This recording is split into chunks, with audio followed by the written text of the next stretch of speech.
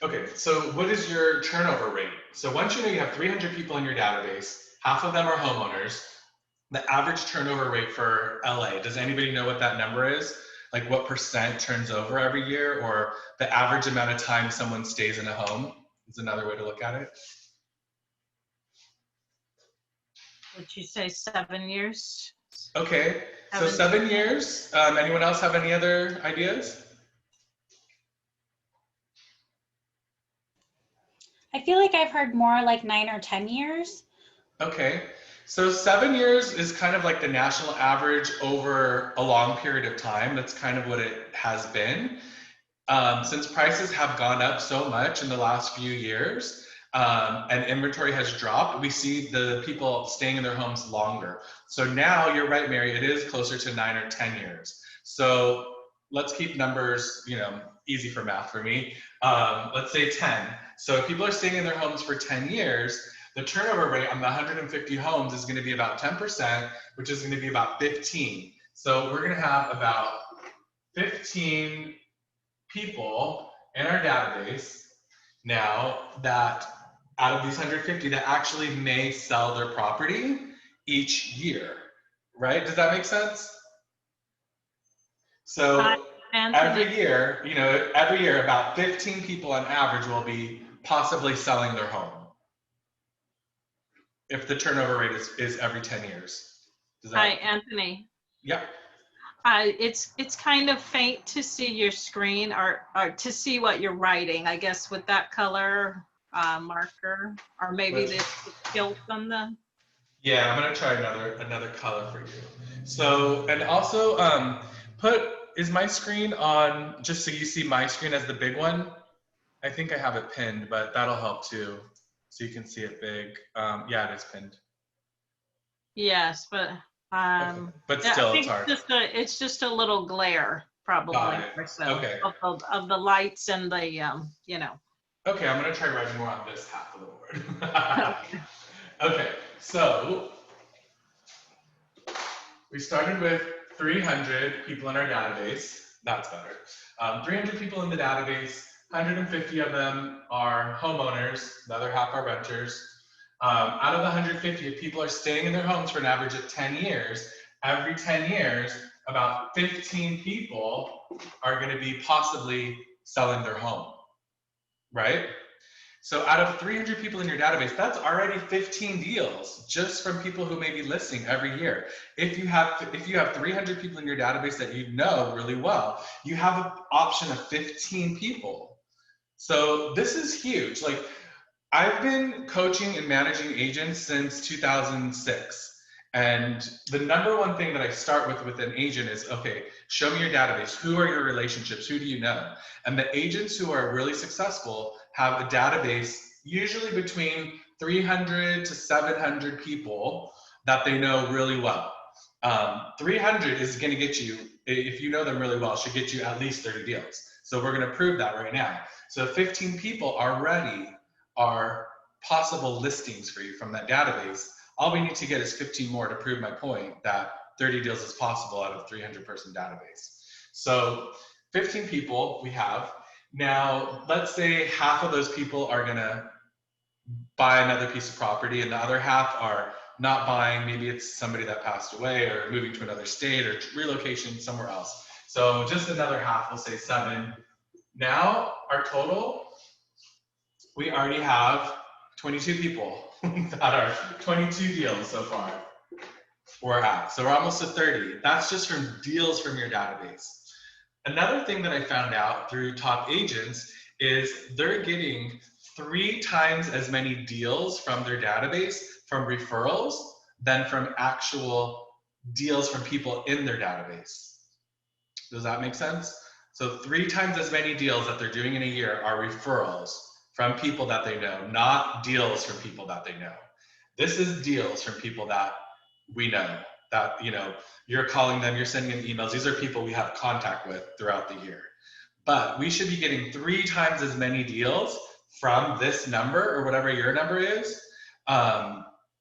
in order to have a really strong business. So if that's the case, 3 times 22, that's 66. So now we're already at 80 deals Okay, this is, now you're starting to see how it's totally possible to get to just 30 deals from a 300 person database. And 30 deals is a great business. If you're doing 30 deals a year, you're in the top 5% of all the agents in LA. You'll be in the top 5%. So 30 deals is a lot of income. Say your average income, for a deal is $10,000. Maybe it's going to be more depending on what you're doing. Let's say it's 10,000. That's already $300,000 income. This is a great start, and this is something that everyone can get to within 2 years. There's no reason why you can't do it. So again, this is how my business is built and what's always worked for me. And I'm going to show you how to make that happen, because you can't just have 300 people in a database and expect to get all the deals. You have to have strong relationships with them. So that's what we're going to talk about today, is how to really make that happen. Okay, so do you guys have contacts in a database system? Like, what are you using right now? What's working for you, or what have you heard in the past? You met somebody else? Anybody have any database systems that they're using at the moment? Mary, I know, anything for you? No? Okay, so there's programs like Top Producer, Contactually, Constant Contact. Those are all different types of programs that will be places to put your database in. So when you're looking for a database host to put your people in, it definitely needs to have a few things. So you need to have obviously their name, their phone number, their email, their address, and my writing is definitely the worst in the world, and my spelling is even worse, so bear with me. But name, number, email, address. What else would you want to have in a database? Because this is just an Excel sheet, and to me an Excel sheet's not a database. It's not going to be enough. We need more information. So maybe tags, like saying whether they're a seller or a buyer, the group, like whether they're your sphere of influence or where they came from as far as like your lead. Absolutely. Tags are going to be really, really crucial, because when I contact my 300 people, I don't contact them all the same way. So how do I know who to contact in one way and who to contact in another? Or if I'm sending a newsletter out, do I send the same newsletter out to everyone? Sometimes, but a lot of the times I don't. So when you don't, the tags are going to be an important option, is ways to segment your database. Another thing is a note section. This one is like huge, huge, huge. You want to take notes on every conversation you have with people in your database. This is going to bring you so much value as your business grows, and to have a history of all these people. And trust me, as you start building your database bigger and bigger, there's going to be a lot of things you forget. And the more notes we can have, the stronger relationships we're going to be able to have.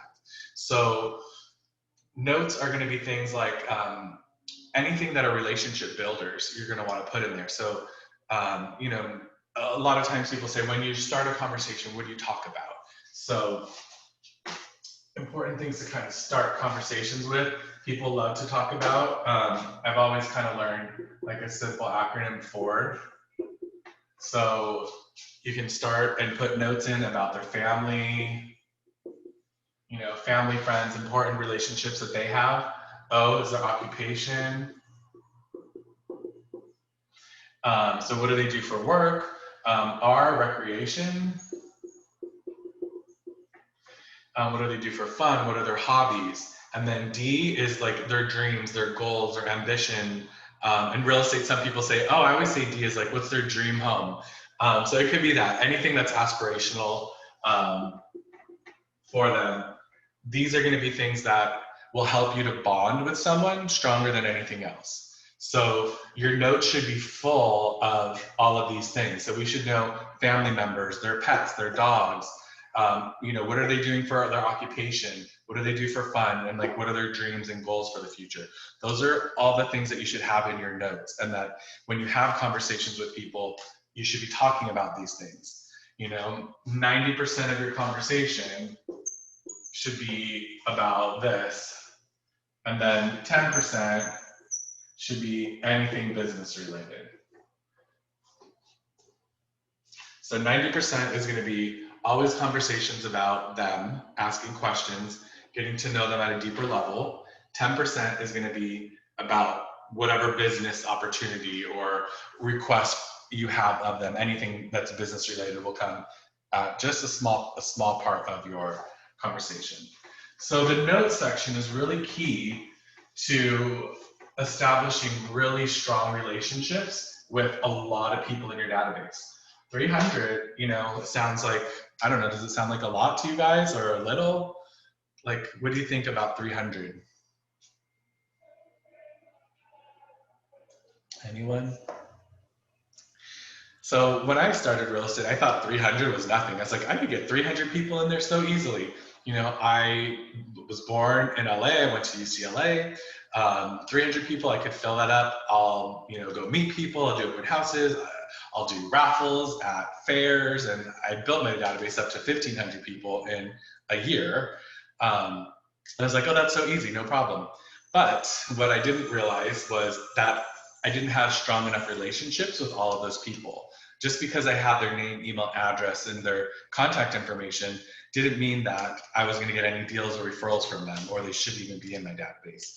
So I thought that 300 was easy. You know, there's some agents in my office who are new to LA and they're like 300. I know about 7 right now. And then I'm like, okay, we'll work on it. And then the next month they're like, I have 40 now. I'm like, how do I ever get to 300? So for some people, it sounds very daunting. Like for you guys on here now, how many people do you have on in your database? Oh, there's somebody has a chat function. Maybe this is a good thing. Let's see. Okay. Like anybody want to answer how many people they might have in their database right now?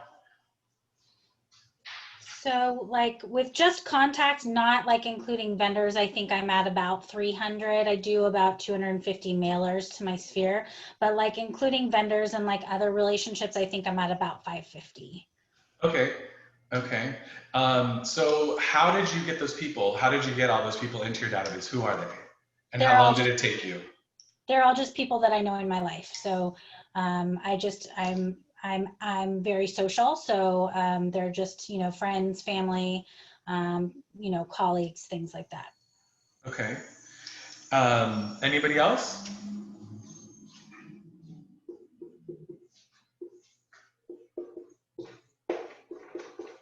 Okay, so we're going to talk about how to get to 300 and like who should be in there. So like Mary was saying, obviously people that you meet throughout your life that you have relationships with, you know, you're going to have your friends, your family, depending on, you know, how big your family is and how social you are with friends, it's still not going to get you to 300, I don't think.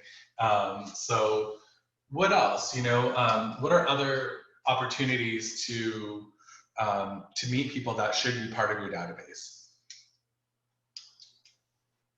That'd be social media. People through social media?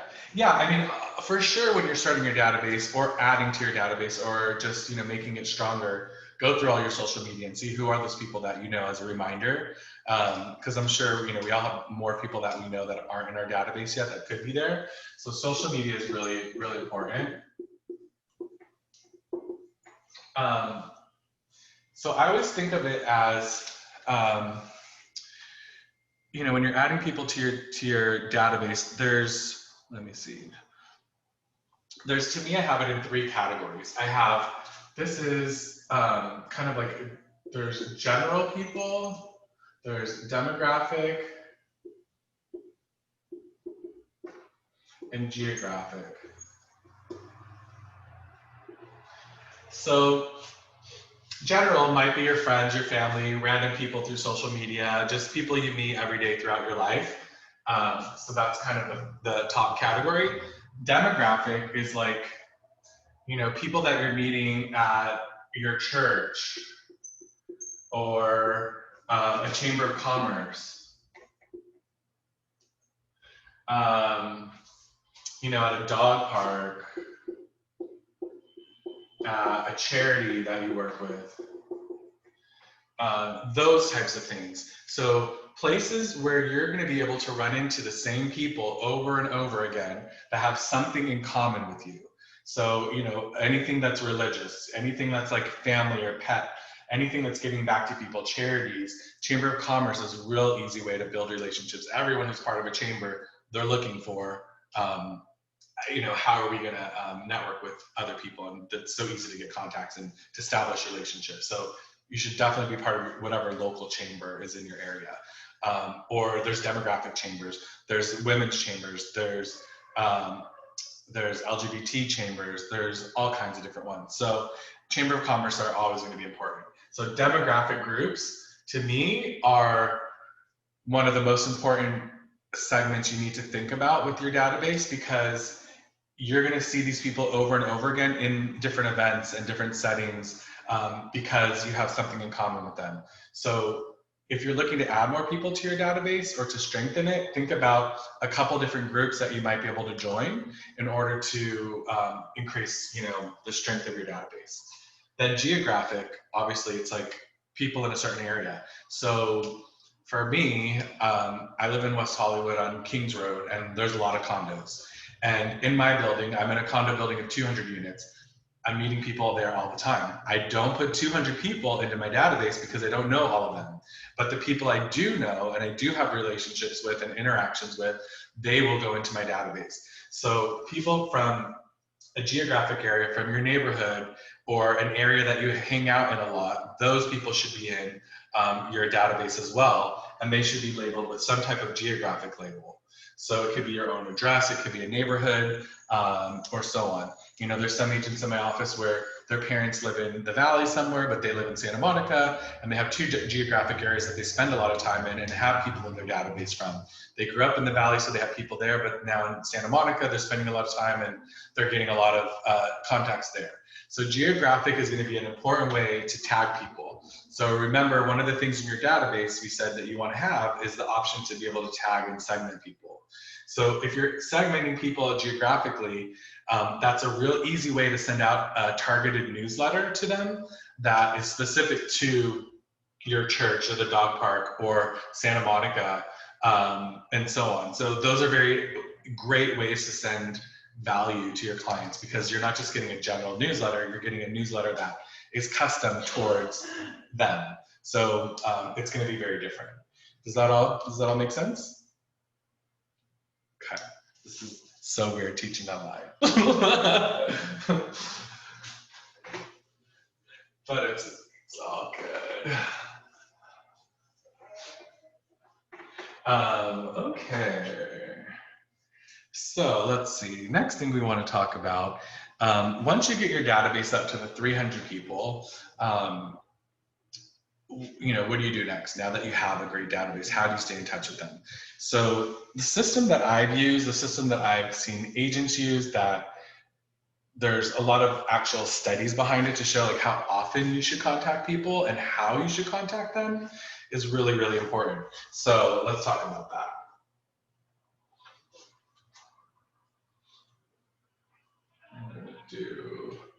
We talked about newsletters already, so let's talk a little bit more about that first.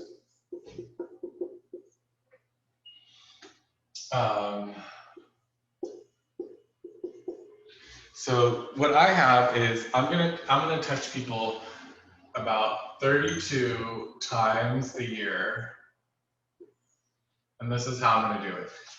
Newsletter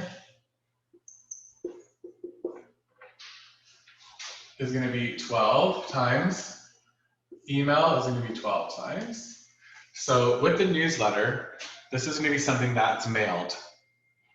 So in the mail, that's why you want to have the address. We want to touch people in different ways. So we're going to do it through talking to them, through mail, through email. So once a month, a newsletter should go out. You don't need to send something every week. It's too much. Every other week is almost too much, unless you have something really interesting or different going on. You're promoting, you know, some type of webinar or class or event or something, and maybe you want to have more than one a month, but I would say not more than 2 a month. So one email a month is sufficient. Regarding emails, you know, this is, in newsletters a month and emails, it's only going to happen once a month. you have to have a system of when you're going to send them out, right? So for me, I like to have something go out in the mail to them every month.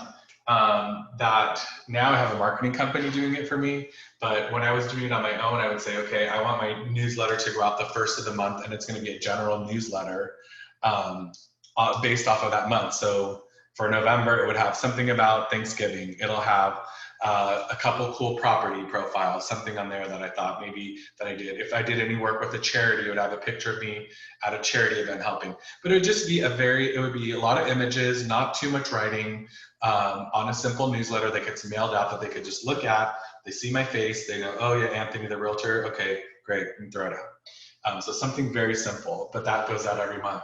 So the system that you have for it is you have to create. So the system for this, it could be, for you that it's going to be a certain date. By the first of every month, a newsletter is going to go out automatically. It will be in the mail by the first of the month, done every single month.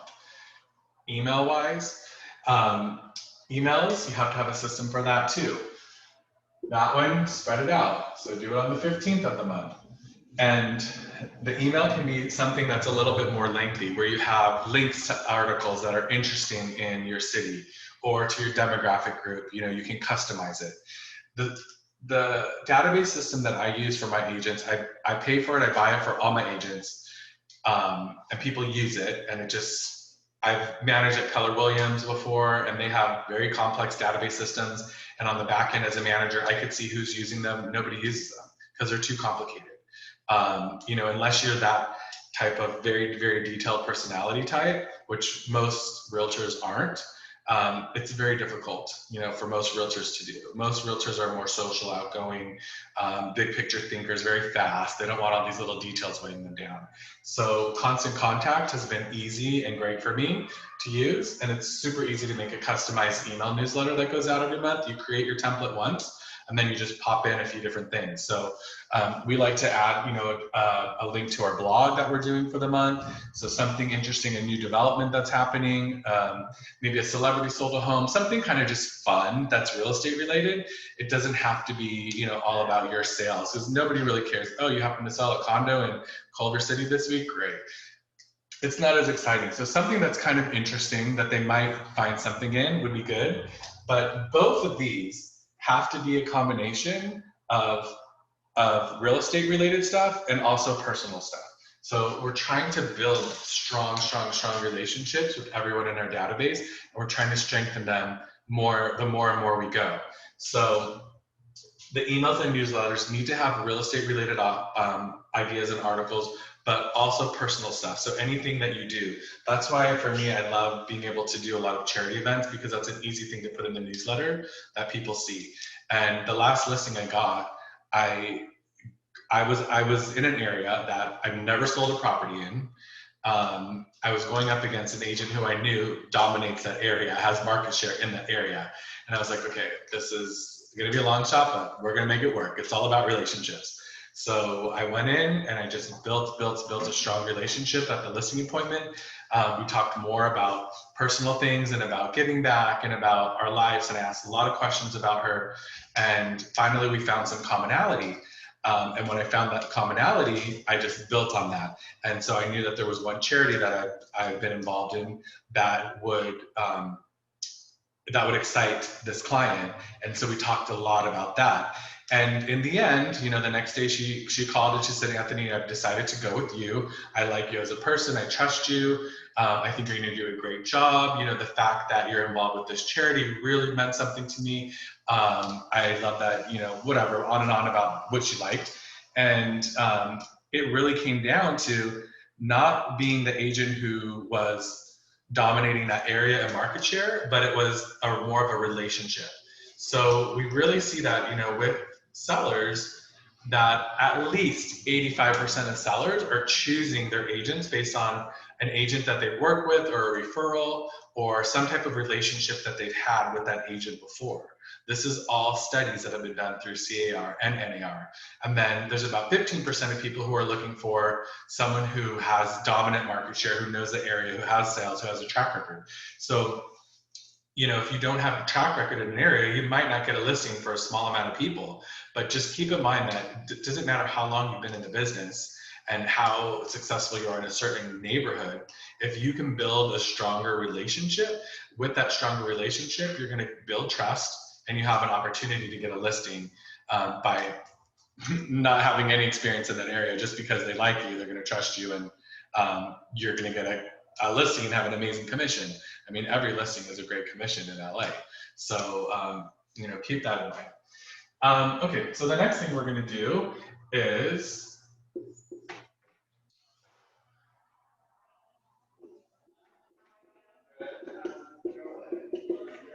4 times a year, we're going to do 4 conversations with our database. So we're going to talk to our database 4 times a year. Sometimes it's on the phone, sometimes it's in person, sometimes it's through text, sometimes it's through Facebook Instant Messenger or chatting through Instagram or whatever it is. It's fine as long as it's a conversation where you're talking back and forth, back and forth, back and forth. When I first started in real estate, they're like, no, it has to be a phone call. You have to call people. Now I don't do that as often, and I don't think you have to. People are not answering their phones as much. As long as you're able to have a conversation, that's what counts. So sometimes it's texting first, and then that turns into questions. And you know what? Why don't we, talk when you're out of work about that? Sometimes the text conversations will turn into phone conversations later, and that's great. And if you could see them face to face, even better. But there needs to be 4 conversations that happen every year. So how can we guarantee and make sure that happens? Like, what's a system that works for that? You can put it in a fancy contact management system, and every day they'll send you a list of people that you're supposed to call. And every time you put someone in, it spaces them out. Every 3 months, you call them. It's too much work for me. I'm just not into all of that. So that's one way you can do it. For me, the system that has worked the best for me and for agents that I've coached is to call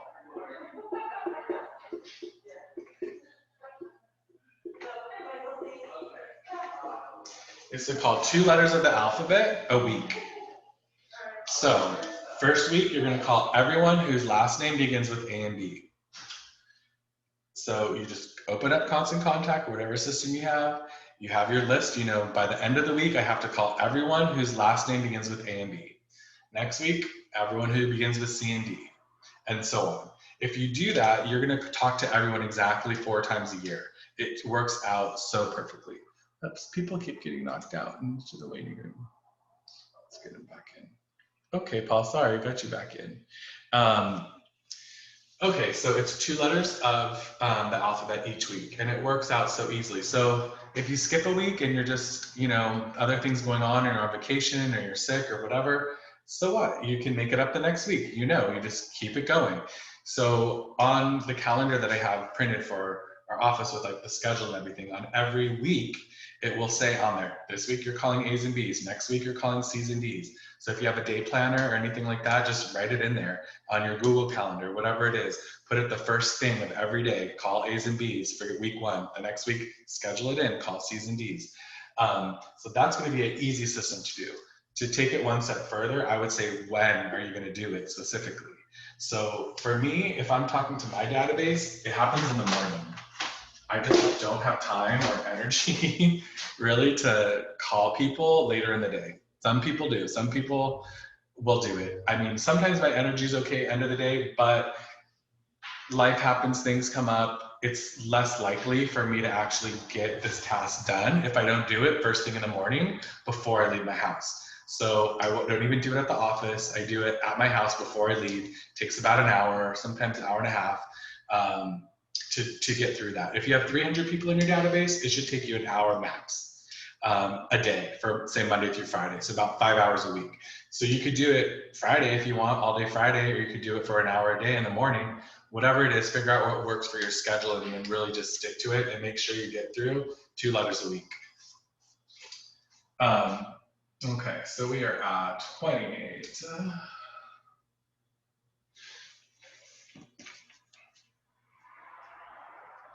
Okay, after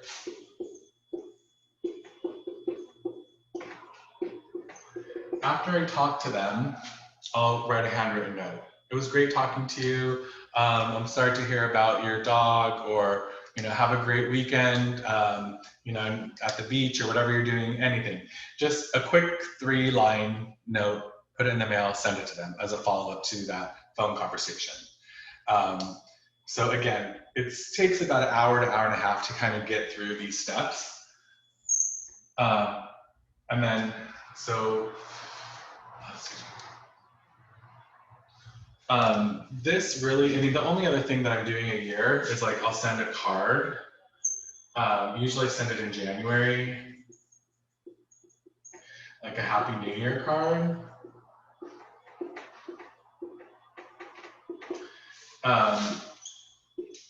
Some people do a Thanksgiving card, some people do a holiday card, Christmas card, whatever.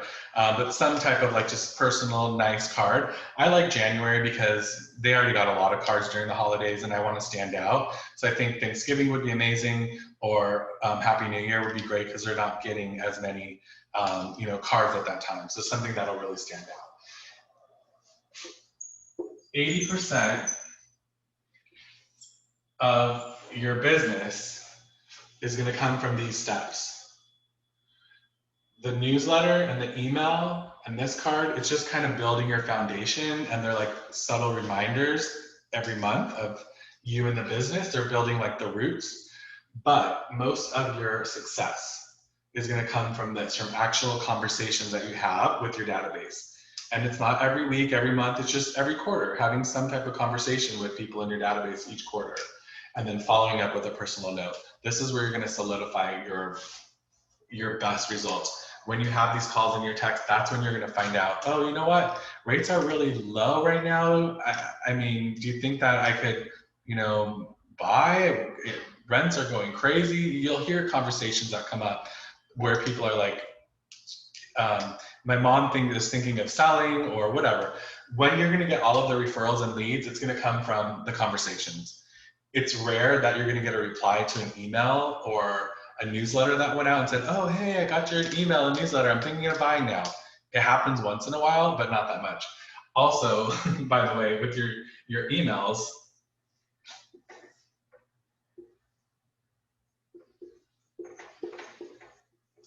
if you're getting a goal for your open rate is 25%. So only 25% of your database is even going to open your email. So 75% of your database, no matter how many, the more emails you send, the less open, the lower your open rate gets. So as people stop or don't open your emails, you know, Gmail, all these programs have algorithms where if you're not opening an email, it's going to put it into spam or put it into another folder over time. So if you're sending only one email a month and they're opening it, it's more likely they're going to see it in their main mailbox. That's why you don't want to overdo it with emails.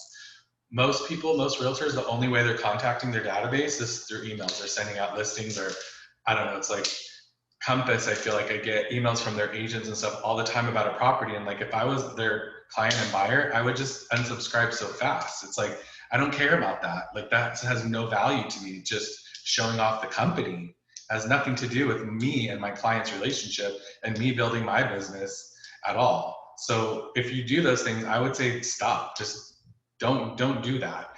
Do something personal. Create an email on your own, you know, that you can send out that has pictures of you doing, like I said, a charity work, or you and your family, or you and your dog, or something that's more personal, not just all real estate stuff. It has to be half personal, half business to get the best results. On your newsletter that's mailed out, and on your email. But again, the calls, texts, conversations, all of that is going to be really where you're getting a majority of your positive results to build your businesses through this section. Any questions on this so far? Does it sound doable? Like, it's possible to do? You can get 300? I mean, 300 people in your database and then 30 deals? It's totally possible. I've coached many agents and I see that it can absolutely happen if you do that. One kind of like side note is your goal every week should be to get some type of lead every week, because half of the leads are going to turn out to be nothing, but from your database, either someone who's thinking of buying or selling or a referral from someone every week. So when you're calling these A's and B's this week, your goal is to have one conversation, say, hey, yeah, I don't know, I think my boss was thinking about buying. I know he was looking at an open house this weekend, but I don't know if he's working with the realtor yet. Those conversations will give you leads. So you just need to get one lead every week. That has to be your short-term goal of when you make these conversations. Some type of lead every week. So, now that we're in COVID, things are a little bit different as far as building relationships and, going out to events and meeting people and keeping relationships going. It's all kind of changed a little bit.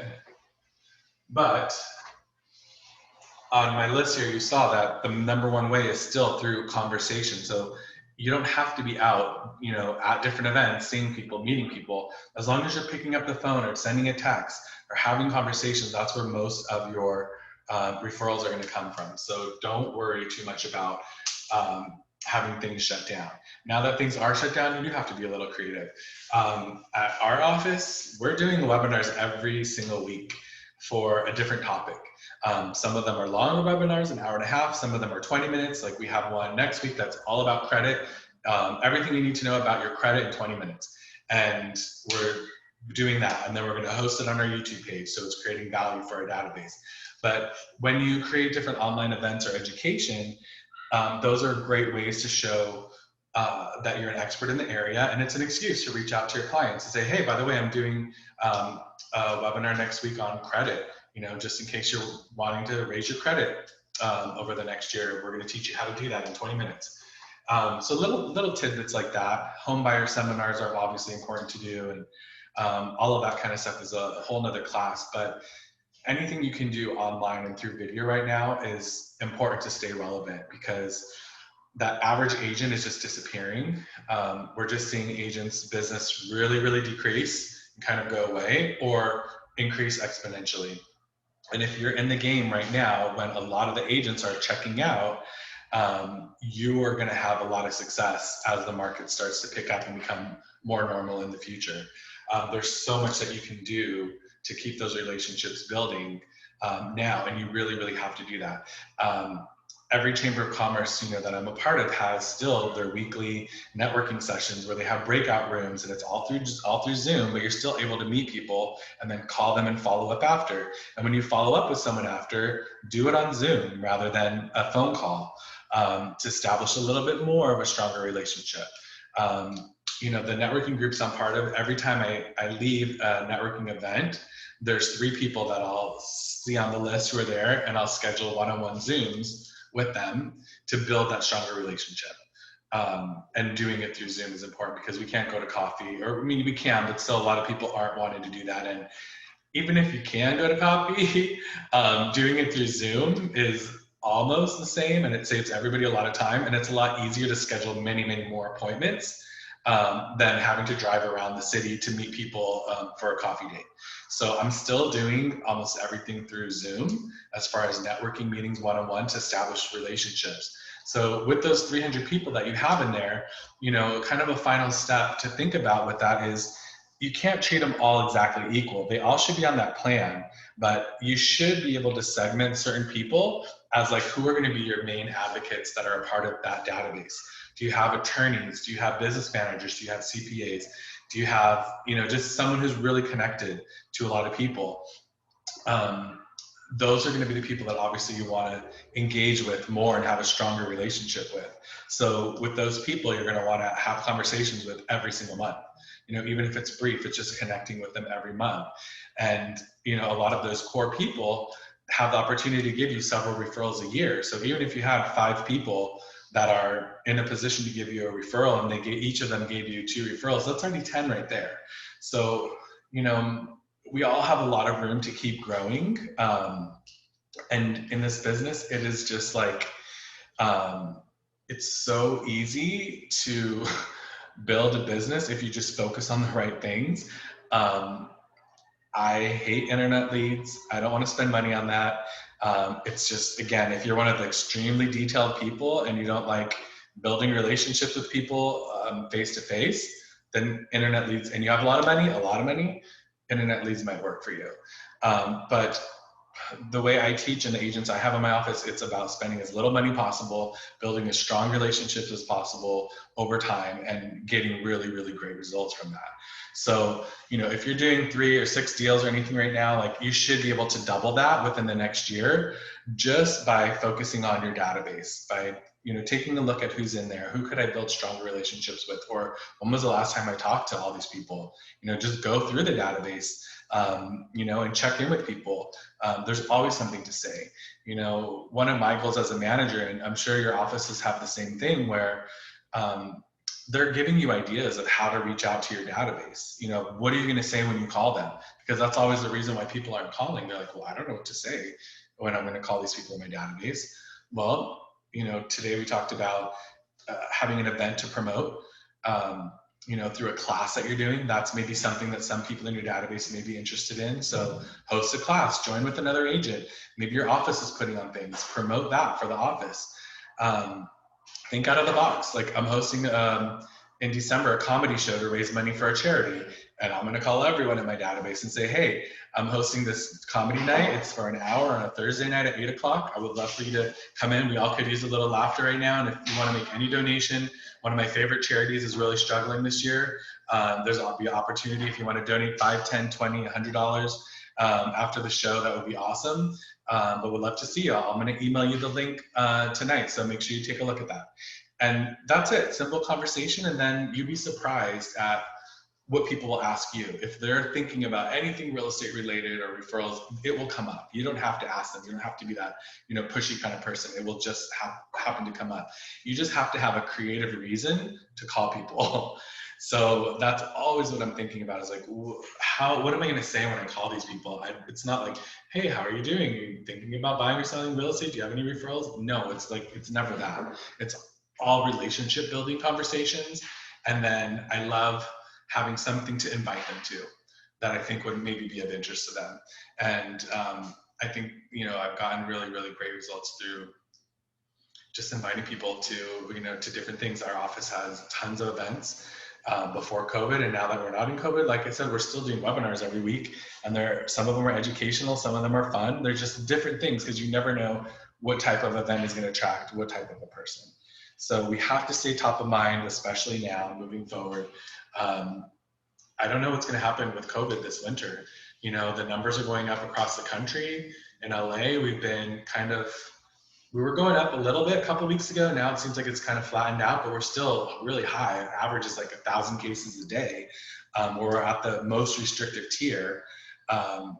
We expect that it's going to go up. I was at a doctor this morning, infectious disease doctor, and she works with a lot of people who have been recovering from COVID, like long-term issues.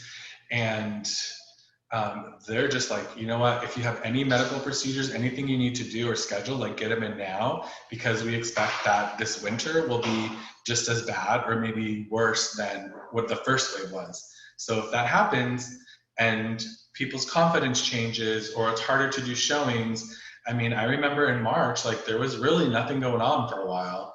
It took a while for things to open up, and then once they did, you know, our business was fine. But we could have, you know, a slowdown as well. But don't let that discourage you from building your relationships, because all of that pent up demand I had, you know, from the beginning of the year, I was like, oh my God, all these listings I have are sitting. They should have sold in 30 days, and now I'm having them for 3 months.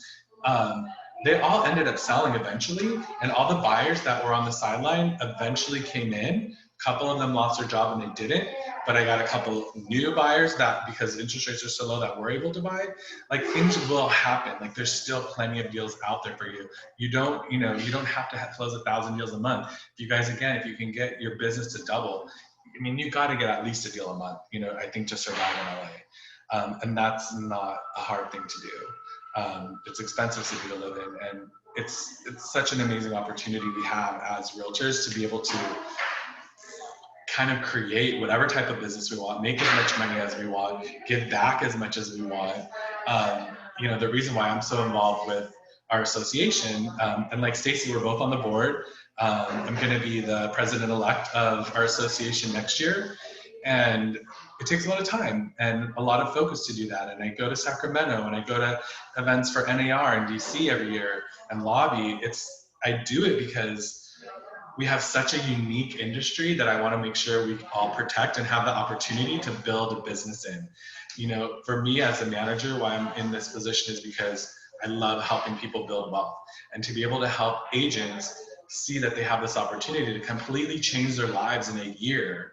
There's no other career I know that you can do that. You know, it's like, I'm sure I'm making much more than the doctor I saw this morning was. And I probably work less hours than her too, maybe have less stress. And, you know, we have such an amazing opportunity to completely change our lives and to help our clients build wealth. So, you know, whatever we can do to protect this industry, I'll be there for you all to do. But just take advantage of our business while we have it. It's strong. There's a lot of stuff going on right now. You can make a great living. You can change your life and for your family and really create something strong over the next year. So don't let COVID distract you. Don't let this winter, whatever happens, distract you either. Just keep building those relationships, because that will come back to you. Maybe not in the next 3 months, but maybe in the next 9 months. A lot of great things are, going to happen.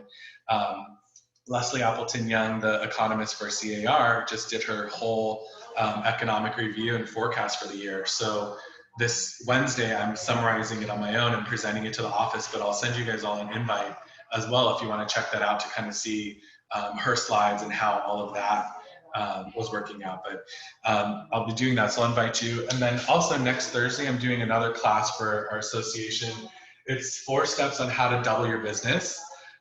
So how to double your business, it's Thursday the 29th at 12 o'clock, so next Thursday at noon. And this class is really gonna focus on, okay, now that you know what to do, right, through the database of how to do this, how do you stay focused? How do you stay on track for this? There's a book that I'm reading right now with a book club that I'm a part of for our office, and it's called The Compound Effect. And, it really, really focuses on slow and steady wins a race. Like, you're gonna do simple activities over a long period of time, and then all of a sudden things just start to take off. Well, the issue is that I see with realtors is they're doing things and then their business goes up a little, and then they stop doing things, it goes down, and they kind of hover around like this midline, but they never get to that point that really goes up. There's very few people who do that. And it's hard because you have to focus. The hard part about the business is you have to focus on small activities for a long period of time. And at some point we just get lazy, or we give up, or we miss a month, or we don't stay consistent. So the main gist of that class next week is really going to be how to stay consistent and to get those little things done over a long period of time, so you don't derail yourself, because life happens, COVID happens, sickness happens, depression happens, things happen in our life. So that's definitely something that, it's kind of a next step thing. So sign up for that. It's free. I'm doing all these for free. I usually teach 4 or 5 classes a year. I'm going to probably do a business planning class in December for the board as well. I know they do a lot of classes, but a lot of them, be careful. A lot of them are just vendors, I feel like, trying to sell stuff sometimes. So, look into the classes, but if the realtors are teaching it, or different managers or things, like, just, hey, the more you can absorb, the better at this point. So hopefully I'll see you guys next week. I will send you this summary of the whole class. It has everything here for you. Is there a recording? I did record it because I just want to watch it back for myself. But if you want it, Stacy, I can send it to you. Or maybe I'll host it on like YouTube or something and send it over to you guys. So anybody have any comments, questions, anything before we wrap up today? Thank you. All right, thank you guys. Well, yeah, if you enjoyed the class, this is my first time doing it on Zoom, so it was really different. Like, it was very awkward for me, but I hope it was okay. If it was, just let the association know that you had a good class. They always want to know what we could improve on and what we do well at. Marty's our new CEO of the association. He's awesome, a great resource. So if you have any suggestions for the board, Stacy and I are both on the board. We're more than willing to listen to you or do anything we can to help. Because, hey, we all need help right now, right? So have a great day, you guys. Thanks so much for coming. I really enjoyed seeing all of you, and hopefully I'll see you next week. Thanks. See you next week. Bye.